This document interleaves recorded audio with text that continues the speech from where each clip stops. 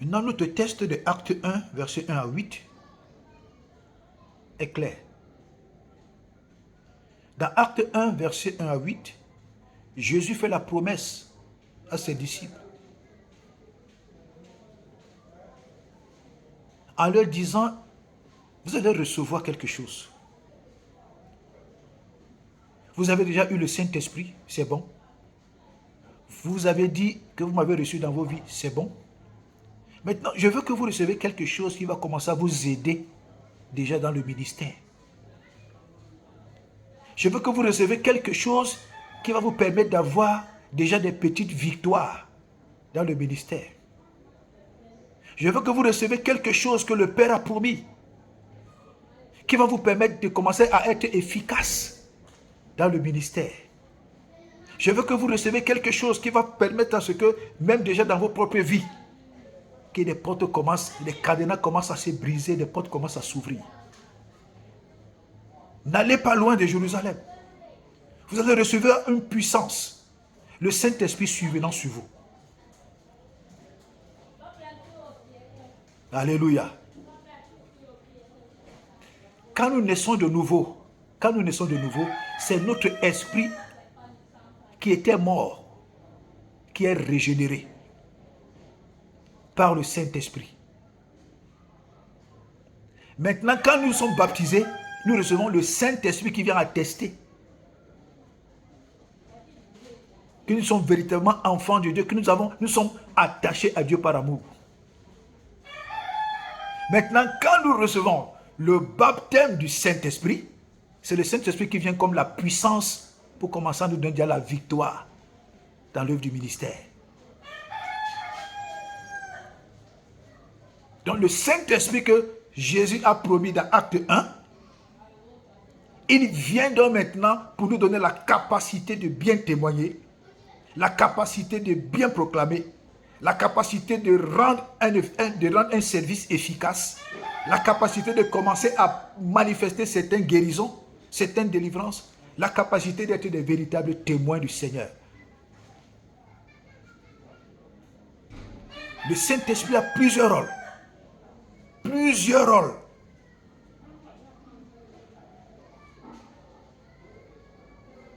Et les apôtres ont pris cette affaire au sérieux.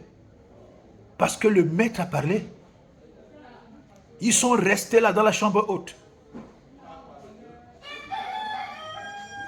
À se pardonner mutuellement.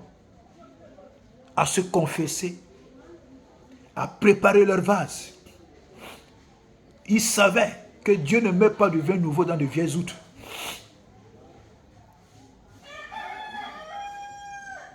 Quand l'outre n'est pas bien, Dieu ne la remplit pas. Quand l'outre est mal intentionné, Dieu ne la remplit pas. Quand l'outre est sale, Dieu ne la remplit pas. Quand l'outre est satanique, Dieu ne la remplit pas. Quand l'outre a pour vie le péché, Dieu ne la remplit pas. Il ne met pas du vin nouveau dans de vieilles outres. Le baptême du Saint-Esprit était déjà quoi? Un vin nouveau.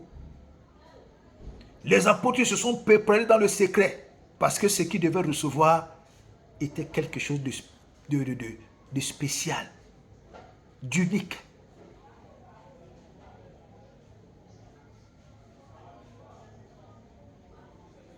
Quand la puissance du Saint-Esprit est relâchée, des choses commencent à se bouleverser dans le monde spirituel.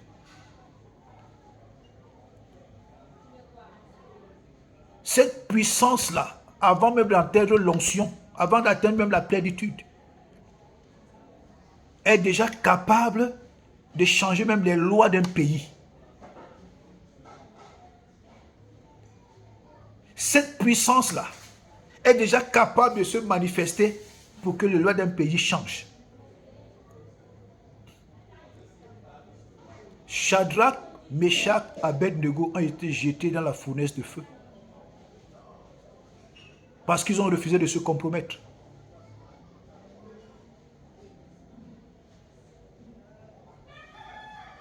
Et alors, quand le roi Nebuchadnezzar dit de chauffer encore la fournaise 7 fois, Lui, il était sûr que c'était la fin de ces gars. Mais c'est quand on l'a chauffé cette fois que lui, quand en ouvrant les yeux, il voit qu'il y a un quatrième personnage dans la fournaise de feu.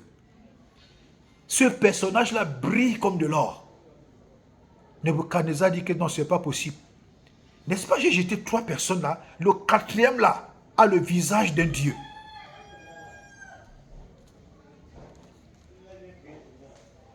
Et Nebuchadnezzar a changé la loi du royaume. La loi qui consistait à l'adorer lui et adorer ses idoles. Parce qu'il a vu ce que la puissance de Dieu peut faire. Il a dit non, à partir d'aujourd'hui, tant que je suis roi, on va seulement adorer le Dieu de ces gens-ci. Le Dieu de Shadrach, de Meshach, Abednego, c'est lui qu'on doit commencer à adorer. La puissance de Dieu est capable de changer les lois d'un pays. Si les enfants de Dieu sont sérieux, si les enfants de Dieu sont vrais, si les enfants de Dieu, c'est-à-dire épousent une vie de sainteté, si les enfants de Dieu sont des modèles, je dis qu'ils élèvent la voix à Dieu d'un commun accord. Les lois d'un pays changent. Dieu est capable de changer les acteurs. Dieu est capable de changer les lois. Mais tu vas voir dans beaucoup de pays aujourd'hui, tu vas voir, il y a des pasteurs ritualistes. Il y a des pasteurs rosicruciens. Il y a des pasteurs francs-maçons. Il y a des pasteurs sorciers. Il y a des pasteurs, je préfère ne pas citer le mot, qui pratiquent des actes contre nature. Il y a des prophétesses qui pratiquent des actes contre nature. C'est-à-dire aujourd'hui, à 90%, l'église sent mauvais. L'église n'a aucune crédibilité. L'église est une poubelle. L'église ne mérite aucune confiance. L'église est un sujet à scandale. Aujourd'hui, il n'y a que 1%, je peux dire 1%. Les autres 99% là, c'est de la merde. Il n'y a que 1% encore qui reste vrai. Mais tu vas voir que les 1% là ne s'entendent pas. Mais comment l'église va être efficace? Personne ne peut dépasser l'église, même si c'est un dictateur. Personne, aucune autorité sur cette terre, fût-elle Poutine, fût-elle Donald Trump, ne peut pas dépasser Dieu. Quand l'église se lève d'un commun accord, des véritables serviteurs de Dieu, les véritables enfants de Dieu, quand ils élèvent leur voix vers le ciel, les choses vont changer. Des choses vont changer.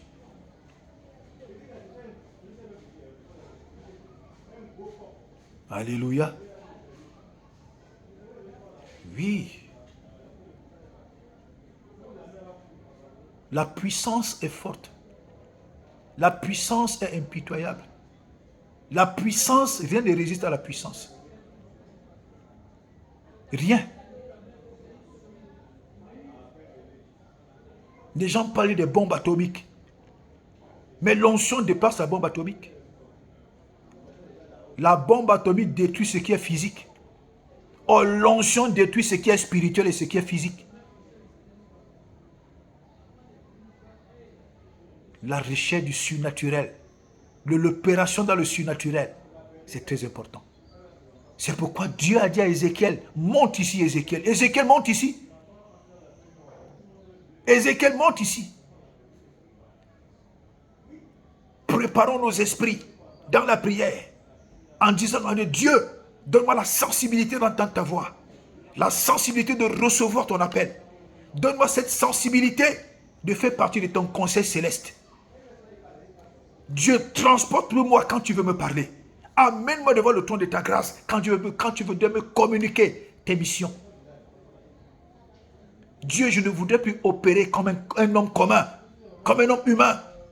Dieu, je ne voudrais plus opérer comme le commun des hommes. Je voudrais opérer à ta dimension, la surnaturelle.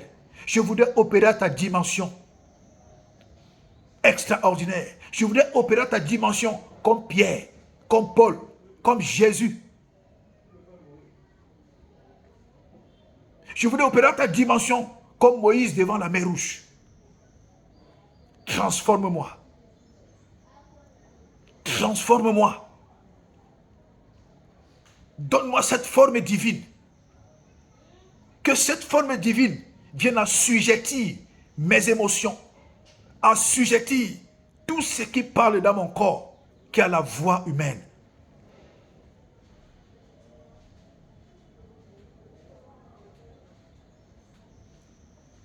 Alléluia. Nous sommes des esprits. Nous avons été créés avant d'être formés. Nous sommes des esprits.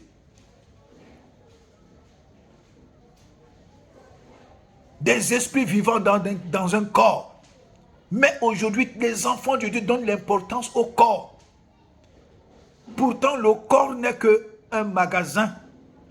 Mais tellement on embellit le corps, tellement on donne l'importance au corps, tellement on habille bien le corps. Et on néglige le divin qui est dans le corps. Or, c'est le divin là qui apporte les bonnes choses dans nos vies. C'est le divin là qui ouvre des portes. C'est le divin là qui accomplit des choses extraordinaires.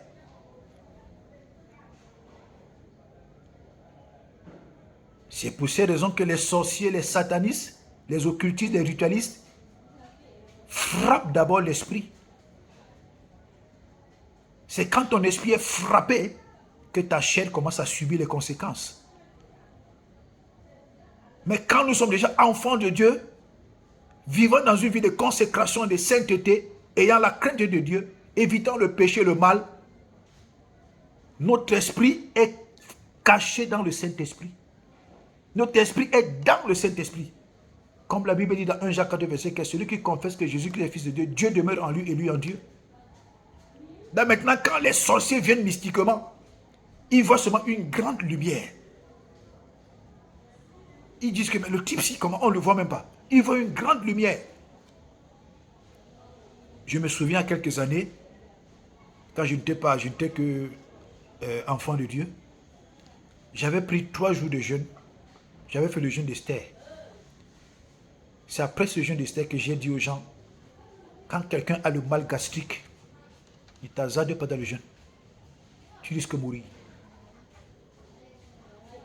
J'ai été transfiguré dans ce jeûne-là. Un jour dont je passe en route comme ça, il y a des papas du quartier qui étaient assis dans un bar. Il y a un qui m'appelle. Je m'approche de lui, je commence à causer avec lui. Et il y avait un autre là, celui qui était réputé comme le sorcier. Il fait ses yeux, comme s'il essuyait son visage. Il entend une voix, mais il ne voit pas la personne qui est à côté de lui. Il fait comme ça, il essuie encore son visage. Donc il entendait ma voix, mais ne me voyait pas. C'est ce que nous sommes. Mais seulement j'ai retenu une leçon. Et je donne ce conseil aux enfants de Dieu. Enfants de Dieu.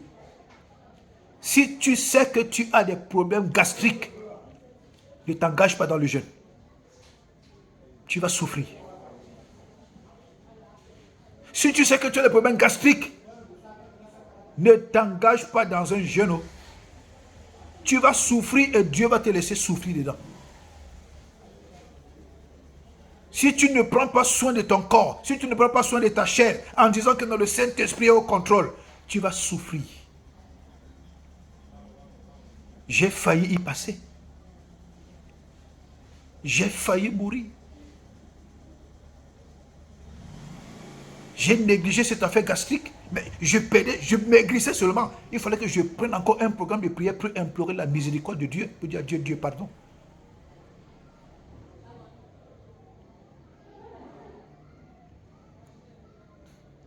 Un jeûne et prière ne se fait pas comme des insensés.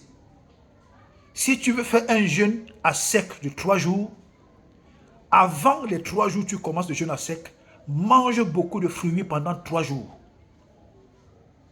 Comme ça, quand tu entres dans le jeûne de fruits à sec, ce que le corps a amassé comme énergie en prenant des fruits, le corps va compenser ça pendant les 3 jours que tu vas faire. Si tu prépares un jeûne à sec de 7 jours, prends beaucoup de fruits avant les 7 jours qui te font entrer dans le programme de 7 jours. Comme ça, dans les 7 jours, ce que le corps a amassé pendant les 7 jours, toi, pour les fruits, ça va compenser. On n'entre pas dans un jeûne de fruits comme ça. On n'entre pas dans un jeûne à sec comme ça. Il y a des serviteurs de Dieu qui sont morts dans des jeûnes à sec. Je ne veux pas citer le nom pour essayer de tirer l'attention des gens. Je dis bien des serviteurs de Dieu qui ont même laissé des livres, sont morts dans des jeûnes à sec. Morts. Quand tu brutalises ce corps, le corps va te lâcher. Et le Saint-Esprit va te laisser mourir dans cette affaire.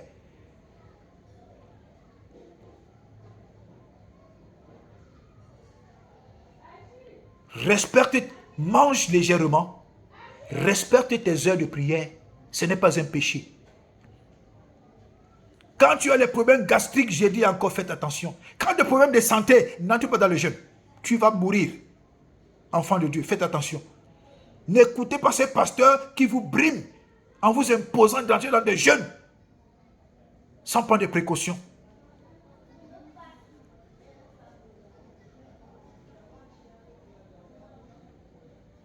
Attention.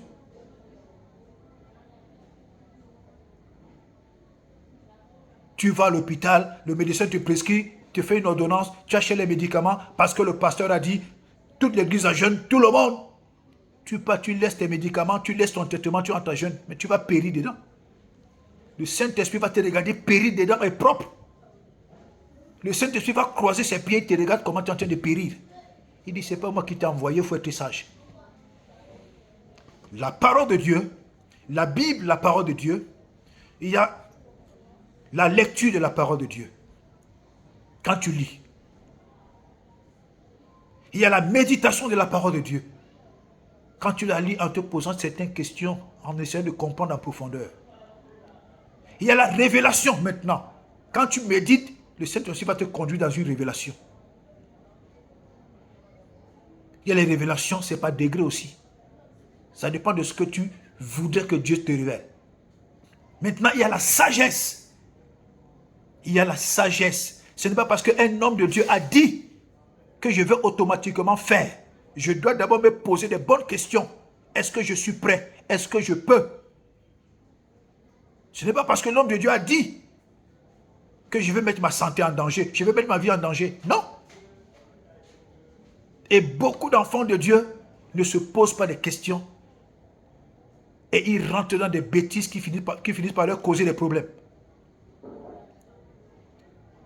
J'ai causé avec une jeune soeur, je te l'ai dit. Toujours dans les jeunes. Non, l'église en jeûne. L'église en jeûne. J'ai dit que, hé, ma fille.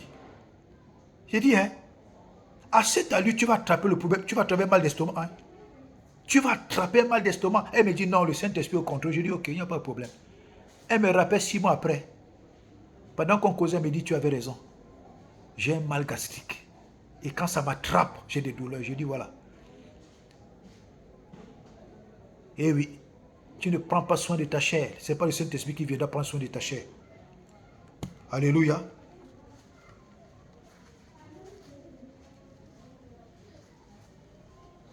Ce n'est pas le Saint-Esprit qui viendra prendre soin de ta chair. C'est comme la parole de Dieu nous dit, le Seigneur nous dit, fuyez le péché, fuyez le diable. Toi, tu prends tes pieds. Tu pars là où le diable t'a invité. Maintenant, quand l'autre chose là arrive, tu dis que Seigneur, pourquoi tu as permis? C'est le Seigneur qui t'a envoyé là-bas. C'est le Seigneur qui a levé tes habits.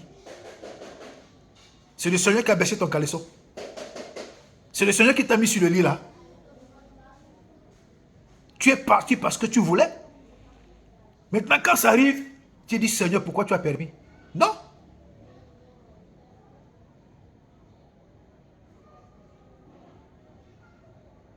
Un jour, j'ai dit à une soeur, si tu sens qu'un homme, vous êtes quelque part, et qu'un homme de Dieu veut te violer, veut t'abuser, et que là, il y a une bouteille sur la table, ma fille, fracasse-le le crâne. Il dit, massacre-le. Ce n'est pas un péché. C'est lui qui veut te conduire dans la mort. Légitime légitime de défense. Tu te défends. Tu vas me forcer à faire une chose sale. Mais non. C'est pourquoi, de fois, même quand je marche en route, là, je marche en route, j'ai des yeux. Parfois, le diable m'incline mes yeux pour regarder les rondeurs d'une femme. Après, j'ai dit, dis donc, puissant, tu regardes même quoi là-bas? C'est la mort. J'en ai mes yeux là-bas, je continue.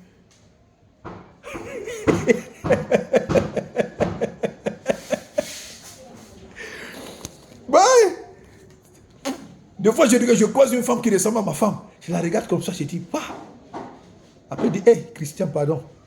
Ne commence pas à penser à l'autre là. C'est la mort. J'en ai mes yeux, je continue.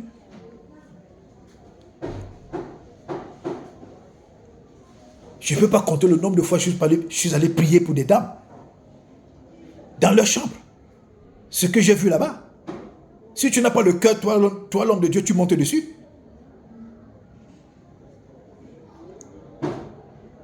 Tu ne peux pas prier alors que la femme a d'autres intentions. Tu vois, mais tu entres dans la chambre d'une dame. Tu vois la peau de la dame d'abord. Tu te dis que c'est celui qui est dans le jacuzzi.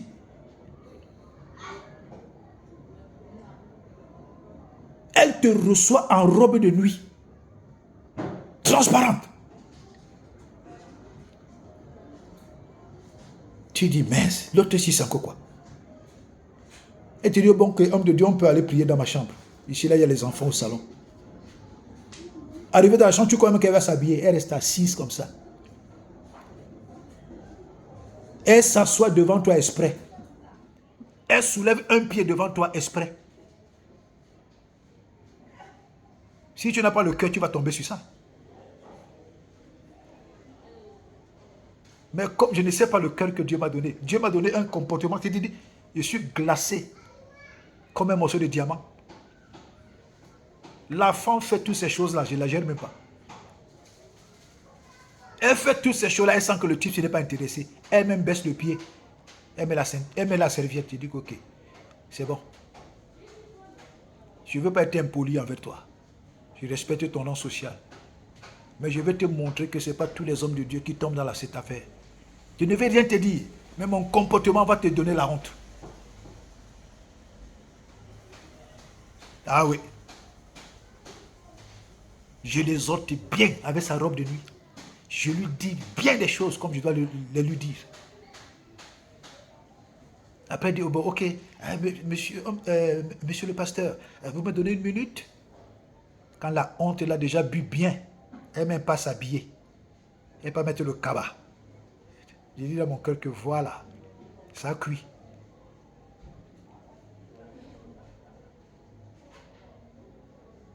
On ne tue pas l'onction comme ça. On ne tue pas l'onction comme ça. Tu connais le nombre d'années qu'un homme de Dieu travaille pour avoir l'onction, pour aboutir à l'onction. Tu connais les sacrifices qu'un homme de Dieu passe pour aboutir à l'onction. Tu connais les privations qu'un homme de Dieu passe pour aboutir à l'onction.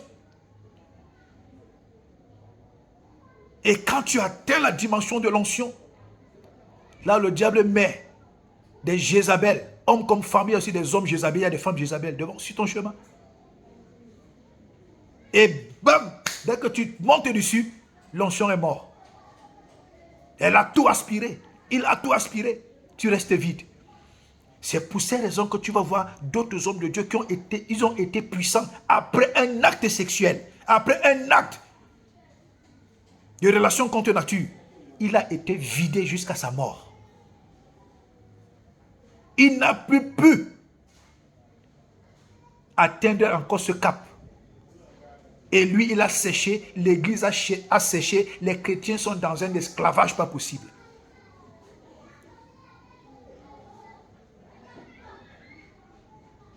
Quelqu'un qui a la puissance de Dieu, quelqu'un qui a l'onction, quand il commet un acte pas bien, il a des remords. J'ai dit qu'il a tellement des remords. La honte qui est sur lui. Il prend un temps de qualité pour commencer à implorer à Dieu la miséricorde. Parfois Dieu te pardonne, mais tu as perdu l'onction.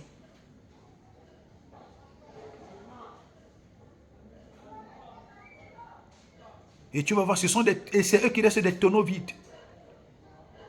Quelqu'un ne peut pas. Dieu ne se répand pas de ses dons. Tu vois? Tu restes avec ton don. Pasteur, prophète, évangéliste, docteur. Tu restes avec ton don. Dieu ne se répand pas du don. Mais la puissance et l'onction là, ça se travaille. Hein? Quand tu perds ça, hein, tu n'es plus sûr que tu vas retrouver ça.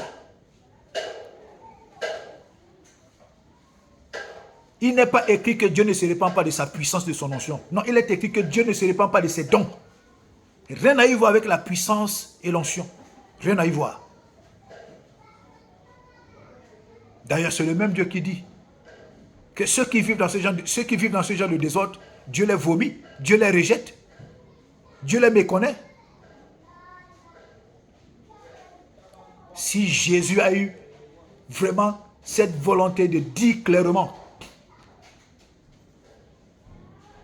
que vous me direz, nous avons fait des miracles, vous me direz, nous avons guéri, vous me direz, nous avons prophétisé, et moi je vous dis donc que, arrière de moi, sortez, allez loin, vous tous qui commettez l'iniquité. Quelqu'un est dans l'iniquité, il dit qu'il est puissant. Il vit dans le désordre, il vit dans le péché, il vit dans les haines, il vit dans l'hypocrisie, il vit dans les actes contre nature, il vit dans l'adultère, il vit dans l'impudicité, il vit dans le vol, il vit dans l'escroquerie, il vit dans la méchanceté. Et il est responsable de l'Église. Il dit qu'il est puissant, il dit qu'il a l'onction. Ce n'est pas possible du tout. Il est dans ses émotions. Et quand même quelqu'un guérit là-bas, comme la Bible dit, Dieu dit que je le fais à cause de mon nom Dieu pour garder mon identité dans la vie de la personne.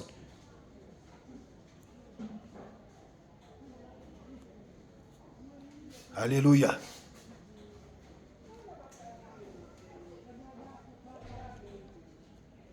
C'est bien de rechercher la puissance. C'est bien d'avoir la puissance. C'est bien d'être baptisé de la puissance du Saint-Esprit. Ça nous permet d'être efficaces dans la mission, efficaces dans l'œuvre, avoir un témoignage puissant. Quand nous ouvrons nos bouches pour témoigner des bienfaits du Seigneur, ça sort avec un impact puissant. Quand nous ouvrons nos bouches pour prier, il y a un impact puissant. Quand nous nous levons même pour prier pour nos propres vies, il y a un impact positif. Pourquoi? Parce qu'on a reçu la puissance du Saint-Esprit.